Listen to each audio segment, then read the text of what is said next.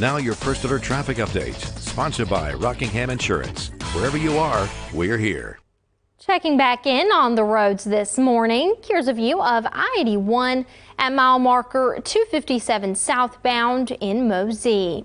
No accidents or delays to report so far this morning. Everything's looking smooth so far.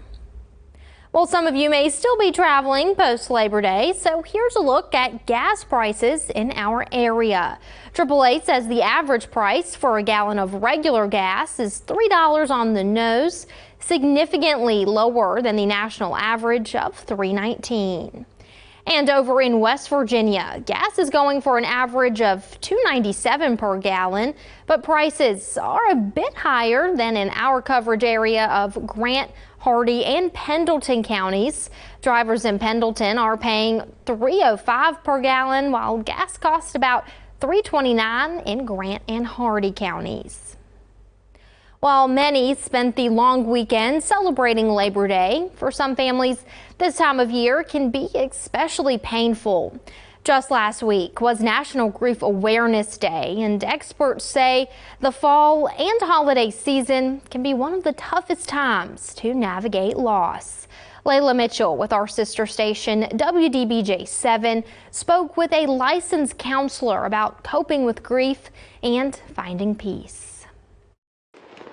The sound of celebration can sometimes make silence feel even louder. For those grieving the loss of a loved one, this time of the year often deepens that pain. It is very, very, very, very hard to accept the loss of a loved one, much less your child who, should be there your entire life.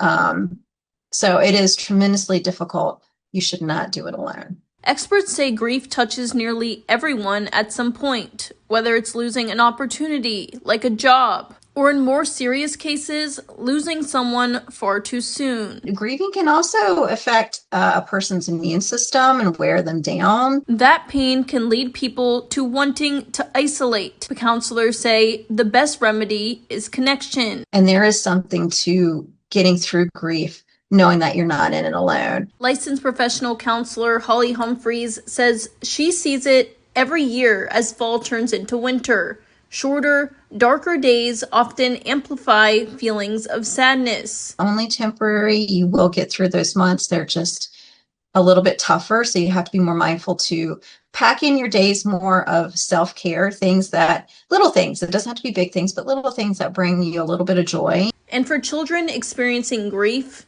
she says honesty and openness are key.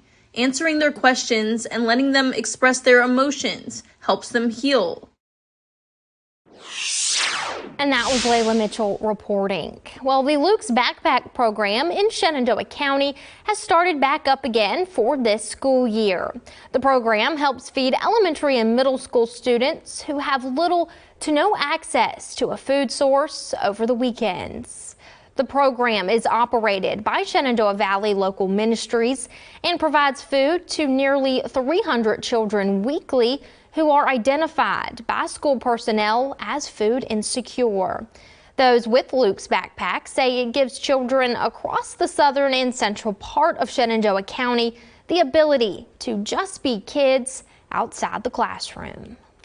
We're able to alleviate that so that the kids can be kids and they can be focused on doing kid stuff and not necessarily they shouldn't be worried about where their next food is coming, where their next meal is coming from. To get involved with the Shenandoah Valley Local Ministries or with the Luke's Backpack program, you can visit svlm.org to learn more about volunteering and donating. Well, speaking of fighting hunger, September is Hunger Action Month, a campaign to raise awareness of hunger nationwide. Staff with the Blue Ridge Area Food Bank say the need for food is growing. Les Sinclair with the food bank says food insecurity is in every zip code in the United States, and hunger, it can be easy to hide. Due to stigma, some families keep hunger under the radar. There are volunteer and donation opportunities in the community, which can go a long way. Sinclair says the food bank would not be able to do what it does without the help of volunteers and donors. Well, if you've got any fall cleaning on your radar, you might be transitioning your closet out for warmer clothes. Well, the Dayton nonprofit Blue Ridge Foster VA is also preparing for the seasonal swap. At the storefront on College Street, foster and kinship families are able to come in and grab any essentials for free. At this time of year, the organization is asking for help from the community. If that closet clean out leaves you with leftovers, they'll take any unwanted cold weather clothing. We just transitioned our shop to fall and winter. We've had about 30 to 40 kids here this last week. I am anticipating that with the seasons changing that we'll have greater need. They're looking for warm clothes for boys and girls 18 months and older. Now, this also includes men's and women's clothing.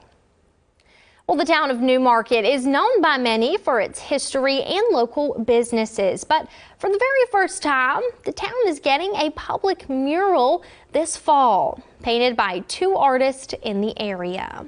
Our Ryan Hartnett was in Newmarket and tells us more about how the town is getting ready to publicly paint the picture of its history and legacy for the first time.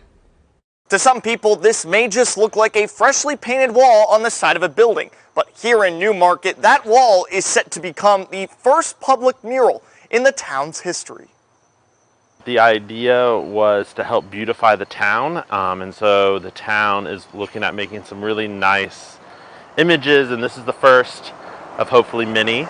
Newmarket Town Council member John Henry says that the final design of this first mural will not be revealed until it's complete, allowing residents and the artists to see the artistic process develop from start to finish. The slow media release helps to show the process of kind of what's happening, and also, you know, sometimes artists can be artists. An artistic process of what could be many projects in Newmarket of literally painting the town. Working hard for you, Ryan Hartnett, WHSV. Well, no one was holding the winning ticket last night. The Powerball jackpot now jumping to $1.3 billion. While the largest prize went unclaimed, 2 tickets got lucky, winning $2 million each. Now, this after 3 tickets in the Commonwealth also scored pretty hefty over the weekend. The next chance to win will be tomorrow. The odds of that happening, though, 1 in 292 million. Well, something special has grown in the Child's Peach Orchard in Crozet. They've picked a peach weighing almost 2 pounds, beating out the current record holder in the Guinness Book of World Records. Sophia Gurney with our sister station 29 News in Charlottesville was in Crozet with a look at this one-of-a-kind peach. Weather can significantly impact peach production. Although this year has brought on challenging conditions, Child's Peach Orchard managed to break records. This is our biggest peach that we have ever picked and weighed in our 100-year history so far on the farm. The peach came as a surprise that no one expected. We weren't intentionally trying to grow the biggest peach out there. It just so happened that the weather that we had this year turned out good for growing a ginormous peach. The current world record is a 1.8 pound peach, but this one has it beat. This peach comes out at about 1.83 pounds, and that makes it an unofficial world record holder. It's right up there with the Guinness Book, so we're really excited and just proud of the whole team. Henry believes this special peach is for the whole community. It's really important for everybody around Crozet to be able to have access to a local fruit supplier, and then especially one that has something special like a giant peach. The peach is said to last about 1 more week, and Henry Childs is looking forward to enjoying it with his family. Well, coming up, demonstrators targeted President Trump's him and his wealthy elites, accusing them of undermining the working class. Plus, Robert F. Kennedy Jr. is set to testify before the Senate Finance Committee on Thursday, following turmoil in the CDC. Daybreak continues with what's new this morning.